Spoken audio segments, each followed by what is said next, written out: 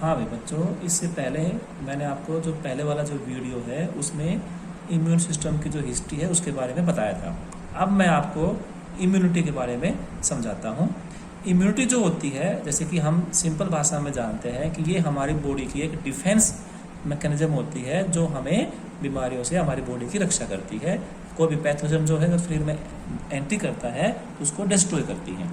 तो it is the ability of an organism to recognise the foreign material, it may be an organism or the chemical that enters the body and to mobilize the cells and cell products to speedily remove the foreign material। ये हमारी body के जो immune system को active कर देता है, जिससे हम उस पैथोजन को बॉडी में ही नष्ट कर देते हैं और हमें बीमारी नहीं होती है, लगभग ये कोशिश रहती है। इम्यूनिटी जो शब्द दिया गया है इसका मतलब होता है इम्यूनिस मिला है, इसका मतलब होता है फ्री ऑफ बर्डन। जो भी पैथोजन है, जो भी डिजीज को जो ऑर्गेनिज्म है उसके बर्डन से हम फ्री हो जाना होता है, ठीक है। और इम्यूनोलॉजी जो होती है वो study of the body's natural defence mechanism against pathogens and toxic molecules is known as immunology. इसका जो अध्ययन होता है उसको हम इम्यूनोलॉजी कहते हैं। इम्यूनिटी दो प्रकार की होती है, इनेट इम्यूनिटी और एक्वायर्ड इम्यूनिटी होती है। इनेट को हम बोलते हैं नेचुरल और नॉन स्पेसिफिक होती है। मतलब क्या होता है कि ये इम्यूनिटी से कोई भी पैथोजन एंट्री करे उनके लिए समान रूप से बिहेव करती है, जबकि जो एक्वायर्ड इम्यूनिटी होती है वो स्पेसिफिक होती है। मीन वो एक स्पेसिफिक एंटीजन के अगेंस्ट स्पेसिफिक इम्यूनिटी होती है। ये दो प्रकार की होती है, एक्टिव एंड पैसिव, और फिर वापस में दो प्रकार की होती है, नेचुरल एंड आर्टिफिशियल।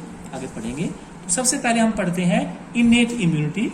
जो इनेट इम्यूनिटी है, जैसे कि इसका मतलब होता है जन्मजात, मीन जो कि किसी भी जीव के अंदर उसके जन्म से ही उसके अंदर इम्यूनिटी डेवलप होती है, और ये नॉन स्पेसिफिक होती है।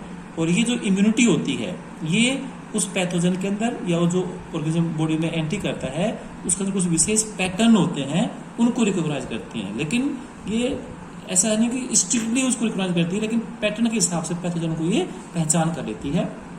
इनेट जो इम्यूनिटी होती है ये मेमोरीज में नहीं होती है, और ये फर्स्ट लाइन ऑफ डिफेंस के रूप इसको हम कह सकते हैं, जो कि हमारी बॉडी को उन पैथोजन से लड़ने में आगे खड़ी मिलती है।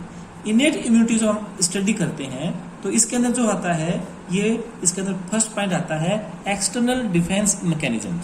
यानी कि इनेट इम्यूनिटी के अंदर मतलब इनेट इम्यूनिटी क्या होती है कि हमारी बॉडी की मॉर्फोलॉजी, फिजियोलॉजी, जेनेटिक मेकअप, ये जो होता है जो हमें उस बीमारी से लड़ने में हेल्प करता है वो होती है इनेट इम्यूनिटी होती है, ठीक है। तो एक्सटर्नल डिफेंस मैकेनिज्म होती है इसके अंदर, जिसको हम हमारी बॉडी की फर्स्ट लाइन ऑफ डिफेंस कहते हैं। मीन जब भी कोई पैथोजन है हमारी बॉडी में एंट्री करता है तो सबसे पहले उसको ये काउंटर करना पड़ता है। ये फर्स्ट लाइन ऑफ डिफेंस जो होता है ये मैकेनिकल भी हो सकता है और केमिकल भी हो सकता है। मैकेनिकल जो डिफेंस होता है इसमें हमारी जो स्किन आती है और एक आता है म्यूकस मेम्ब्रेन, जिसको हम श्लेष्मा झिल्ली कहते हैं। तो जो स्किन होती है, जैसे कि आप सभी जानते हैं कि हमारी बॉडी का सबसे बड़ा जो ऑर्गन है वो क्या होता है, स्किन होता है। और ये हमारी बॉडी को एक प्रकार की प्रोटेक्टिव लेयर के रूप में प्रेजेंट होता है, और ये सबसे बड़ा ऑर्गन होता है। इसका सरफेस एरिया बहुत ज़्यादा होता है। स्किन के अंदर जो आउटरमोस्ट लेयर होती है इसको हम बोलते हैं स्ट्रेटम कोर्नियम, और वो जो है डेड सेल्स की बनी होती है जिसमें केराटिन होता है। और ये जो केराटिन होता है ये उन पैथोजन को बॉडी में एंट्री नहीं करने देता है। तो इस प्रकार जो स्किन है ये आती है। नेक्स्ट आता है म्यूकस मेम्ब्रेन, जो कि श्लेष्मा झिल्ली होती है। हमारी बॉडी के अंदर हमारी रेस्पिरेटरी, हमारी डाइजेस्टिव, यूरिनल ट्रैक्ट है, रिप्रोडक्टिव ट्रैक्ट होती है, यूरिनोजेनिटल ट्रैक्ट जो होती है वो इंटरनली जो होती है एक म्यूकस मेम्ब्रेन के द्वारा कवर्ड होती है। और ये जो म्यूकस मेम्ब्रेन होती है, जब भी कोई फॉरेन बैक्टीरिया है कोई भी हमारी बॉडी में एंट्री करता है तो उसको वहां पर इंट्रैप कर लेता है और उससे हमारी बॉडी से बाहर निकाल देता है। जैसे कि अगर हम म्यूकस मेम्ब्रेन को हम अध्ययन करते हैं, जैसे कि बक्को फेरेंजियल कैविटी है, जैसे कि हमारे अंदर जो हम सांस लेंगे तो हमारा जो बक्कल कैविटी है और जो हमारा फेरिंग्स होता है उसे हम क्या बोलते हैं, बक्को फेरेंजियल कैविटी होती है। तो यहाँ पर जो है ये उनको इंट्रैप कर लेती है, और ये म्यूकस जो होता है उनको या तो हम उसको इनगल्फ कर लेते हैं या फिर हम उसको मुंह के द्वारा बाहर निकाल देते हैं, वहां पर ये काम आती है। ऐसे ही हमारी जो रेस्पिरेटरी ट्रैक्ट होती है इसमें हम ट्रैकिया है और टर्मिनल ब्रोंकियोल तक हम जाते हैं तो वहाँ पर म्यूकस होता है और वहाँ पर सीलिया होते हैं, और वो उस पैथोजन को वापस हमारे फेरिंक्स में उनको निकाल देते हैं।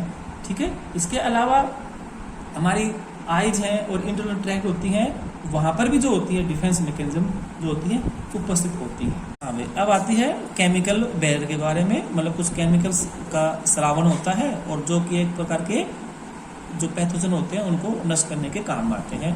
इसमें हम स्टार्टिंग से ले सकते हैं, जैसे कि हमारी स्किन के अंदर, जो स्किन के अंदर जो होती हैं सीक्रेशंस होती हैं, इसके अंदर जो हमारे स्वेट जो ग्लैंड होती है, इसको स्वेद ग्रंथियाँ कहते हैं। एक होती है पसीने की ग्रंथियाँ होती हैं, स्वेट और सीबेसियस ग्लैंड होते हैं। तो जो सीबेसियस ग्लैंड होती हैं उनसे क्या निकलते हैं, उस फैटी एसिड मॉलिक्यूल होते हैं, और ये जो मॉलिक्यूल होते हैं इनके अंदर एंटी माइक्रोबियल प्रॉपर्टी होती है और ये जो माइक्रोब्स होते हैं उनको नष्ट कर देते हैं। इसके अलावा हमारी जो स्किन के अंदर होती है लाइसोजाइम वगैरह जो केमिकल होते हैं वो भी क्या होते हैं, निकलते हैं। इसके अलावा स्किन के अंदर लैक्टिक एसिड भी उत्पन्न होता है, जिससे जो हमारी स्किन की जो पीएच होती है वो लगभग 3 से 5 के बीच में हो जाती है, और इस पीएच के ऊपर भी जो है जो माइक्रो ऑर्गेनिज्म जो होते हैं वो ग्रोथ नहीं कर पाते हैं। सेकंड नंबर पे आता है इसके अंदर सलाइवा। ये जो हमारी बॉडी से जो अंदर माउथ के अंदर जो होते हैं सलेवरी ग्लैंड्स होते हैं, उनसे सलाइवा उत्पन्न होता है, और जो ये सलाइवा होता है इसके अंदर एक लाइसोजाइम ये एंजाइम होता है, और ये लाइसोजाइम हम सभी जानते हैं कि ये भी एक प्रकार का एंटी माइक्रोबियल केमिकल होता है, जो कि लगभग ग्राम पॉजिटिव जो बैक्टीरिया होते हैं उनकी जो सेल वॉल होती है जो कि पेप्टाइडोग्लाइकन की बनी होती है उसको तोड़ देता है, और उससे क्या होता है वो बैक्टीरिया भी नष्ट हो जाता है। इसके बाद हमारी जो गट सीक्रेशंस आती हैं, यानी कि इसके बाद जैसे कि हमारे जो ये स्टोमक है, इंटेस्टाइन है, वहाँ पर भी क्या होता है केमिकल्स का रिलीज होता है, स्रावन होता है। हमारा जो स्टोमक होता है उसका हम सभी जानते हैं कि पीएच हाईली एसिडिक होती है 1 to 1.5, और इतनी एसिडिक अम्लीय जो पीएच होती है उसके अंदर भी ये माइक्रोब से मर जाते हैं। इसके अलावा जो इंटेस्टाइन होता है वहाँ पर भी जो होता है एल्कलाइन पीएच होती है, और उनके अंदर भी जो होते हैं केमिकल्स निकलते हैं तो उसको क्या होता है मार देते हैं। और इसके अलावा एंजाइम्स भी निकलते हैं, ठीक है, तो हाइड्रोप्रोटोलाइटिक एंजाइम भी हैं जो उसको नष्ट कर देते हैं। नेक्स्ट आता है हमारे जो इंटेस्टाइन में बाइल का भी सारा होता है, और जो बाइल होता है वो जो होता है ग्रोथ को क्या होता है रोक देता है। ऐसे ही टीयर्स होते हैं, हमारी आंखों के अंदर जो टीयर्स आते हैं उसके अंदर भी सीक्रेशन होती है, वहाँ पर भी लाइसोजाइम एंजाइम होता है जो कुछ बैक्टीरिया को मारने के काम आता है। ऐसे ही हमारे कान के अंदर जो है सीरूमिन वैक्सीन मेटेरियल होता है, और ये जो होता है उसको इंट्रैप कर लेता है, और ये क्या होता है अंदर बॉडी के अंदर कान के अंदर उसको घुसने नहीं देता है। इसके अलावा एंटी माइक्रोबियल इसमें प्रॉपर्टी भी होती है। तो ये जो हमें अभी तक आपको पढ़ाया है ये एक्सटर्नल डिफेंस मैकेनिज्म है जो बॉडी के उसको हम बाहर मानते हैं, इंटरनल नहीं होती है, और ये फर्स्ट लाइन ऑफ डिफेंस होता है। अगर मान लो बाय चांस इस लाइन को भी डिफेंस को भी उसने पार कर दिया पैथोजन ने, कैसे पार कर देता है, मान लो हमारी स्किन पर कोई घाव हो गया है, या हमारी जो स्वेट ग्रंथियाँ होती हैं, ऑयल ग्रंथियाँ होती हैं, वहाँ के जो पेपिले होते हैं वहाँ से एंट्री कर जाता है, फिर उसे हमारी बॉडी की इंटरनल डिफेंस मैकेनिज्म जो होती है उससे लड़ना पड़ता है, और इसे हम बोलते हैं सेकेंड लाइन ऑफ डिफेंस। तो ये जो सेकेंड लाइन ऑफ डिफेंस होती है ये मुख्य रूप से सेलुलर प्रकार की होती है। मतलब यहाँ पर क्या होता है कि हमारी बॉडी के अंदर डिफरेंट प्रकार की सेल्स होती हैं जो कि उससे फाइट करती हैं। ये हम सभी जानते हैं। सबसे मोस्ट इंपोर्टेंट इसमें आती है WBC, और WBC के अंदर जो होती है ये 2 प्रकार की होती हैं, ए ग्रेनुलोसाइट्स और एक को हम क्या बोलते हैं ग्रेनुलर को बोलते हैं। तो ये जो ग्रेनुलर होती है मीन इसमें ग्रेनुलर होती है, इसकी फिर टाइप होती है, इसके अंदर क्या आता है मोस्टली PMN यानी कि न्यूट्रोफिल्स पॉलीमॉर्फो न्यूक्लियोसाइड सेल होती हैं, ठीक है। फिर होती है इसके अंदर मोनोसाइट्स, और जो ये होती है सारी इन्हीं से बनती है। तो ये क्या होता है इसको पर नष्ट करने के काम आती हैं। तो ये न्यूट्रोफिल होती है, इसको हम बॉडी का स्कैवेंजर भी कहते हैं, और ये डेड सेल्स को भी करती हैं और फॉरेन जो पैथोजन होते हैं उसको भी नष्ट करने का काम आती हैं। ऐसे ही एक मोनोसाइट सेल भी होती हैं, और ये मोनोसाइट जो होती हैं जब ये हमारे ब्लड के अंदर करती हैं सर्कुलेट तब इसका हम मोनोसाइट बोलते हैं, और जब ब्लड से बाहर आ जाती है तब इन्हें हम बोलते हैं मैक्रोफेजिज।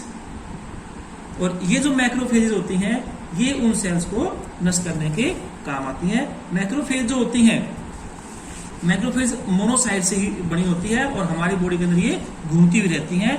मैक्रोफेज दो प्रकार की होती हैं, तो दो प्रकार की होती हैं। एक को हम बोलते हैं वांडरिंग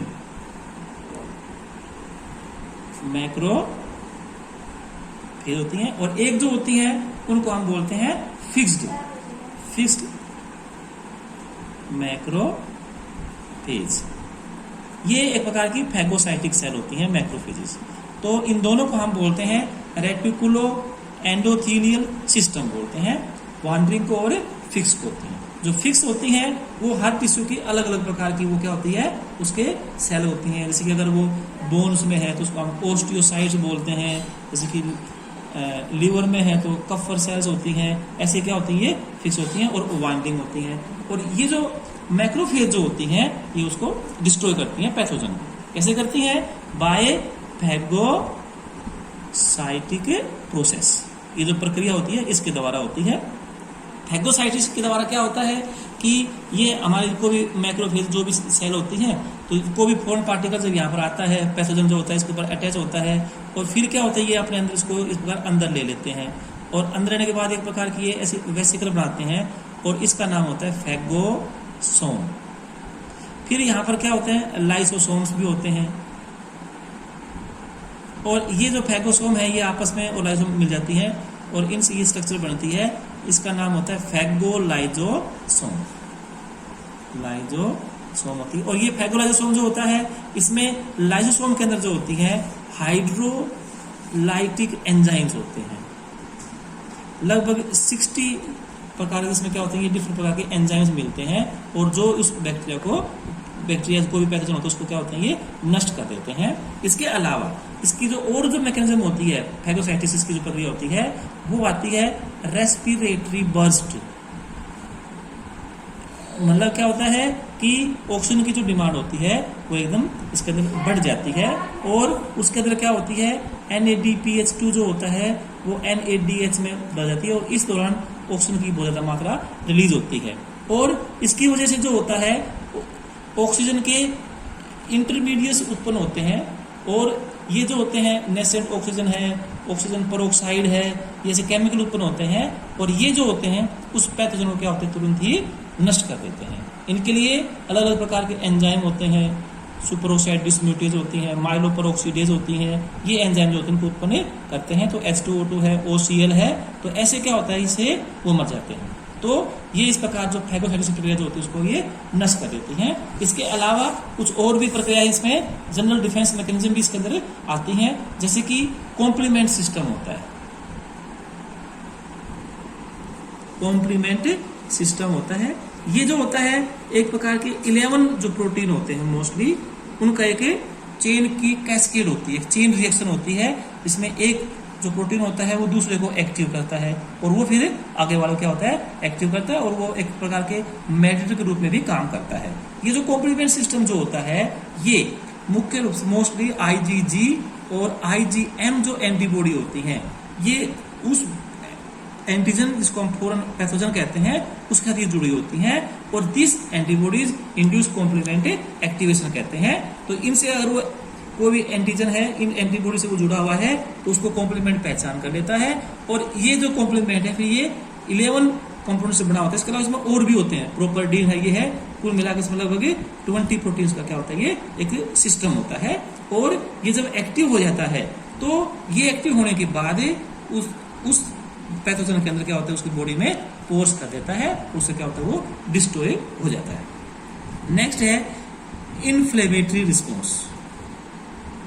चलो इसके बाद है फीवर।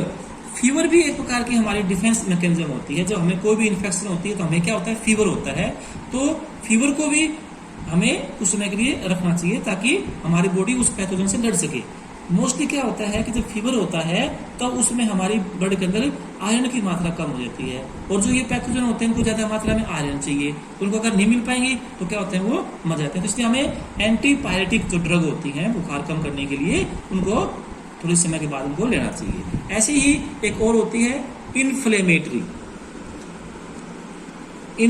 होती है। इसमें क्या होती है जहां पर भी हमें कोई इन्फेक्शन होती है, कोई पैथोजन होता है तो वहां पर क्या होती है दर्द, पेन होती है, वहां पर क्या होती है, सूजन आती है, ओडेमा आती है। ऐसा क्यों होता है? क्योंकि वहां पर जो है हमारी जो ल्यूकोसाइट्स जो होती हैं वहां पर क्या होती है, सारी वहां पर पहुंच जाती है, न्यूट्रोफिल वगैरह जो होती है वहां पर पहुंच जाती है, ब्लड की सप्लाई जो होती है वहां पर ज्यादा हो जाती है, इससे उसमें क्या होती है, वो आ जाती है और कुछ और केमिकल उत्पन्न होते हैं, हमें पेन होती है। और ये जो इन्फ्लेमेटरी रिस्पॉन्स जो होता है इससे भी जो होता है, क्योंकि वो जब सब वहां पर जाएंगे तो इससे जो टॉक्सिन निकलेंगे पैथोजन से वो क्या होंगे, डाइल्यूट हो जाएंगे और उससे क्या हुआ, हमारी बॉडी उसकी तरह इफेक्ट नहीं होगा।